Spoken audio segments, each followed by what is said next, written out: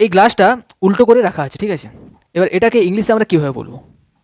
This glass is kept upside down, মানে এটা হচ্ছে আপসাইড, এই আপসাইডটা ডাউন করে রাখা আছে। সো এই উল্টো রাখাকে বলা হয় upside down. The glass is kept upside down. এবার এটাকে সোজা করাকে আমরা কি বলবো? যে turn the right side up. আমরা টার্ন করছি এটাকে, turn the right side up আর টার্ন ইট আপ।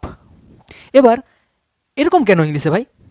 যে যখন উল্টো ছিল তখন বললো আপসাইড ডাউন, বাট যখন ডাউন থেকে আপে যাচ্ছি তখন কিন্তু তারা বলছে রাইট সাইড আপ। এটা কেন ভাই? তারা তো যে কোনো একটা বলতে পারতো। তারা এরকম বলতে পারতো যে রাইট সাইড ডাউন উল্টোটাকে, আর সোজা করে দেওয়াটাকে বলতো রাইট সাইড আপ। তারা তো এরকম বলতে পারতো, বাট তারা এরকম কেন বলে না? তারা উল্টোটাকে বলবে আপসাইড ডাউন আর সোজা করাটাকে বলবে রাইট সাইড আপ।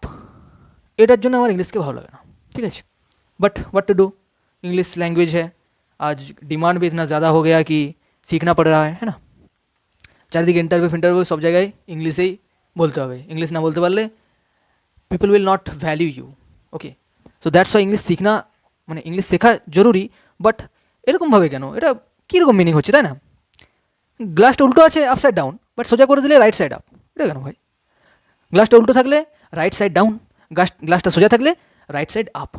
সিম্পল, তাই না? Easy to understand. আমার মতন মানুষ হলে এরকমভাবেই বলতো। তোমার কি মনে হয়, আমার রাইট ও রং?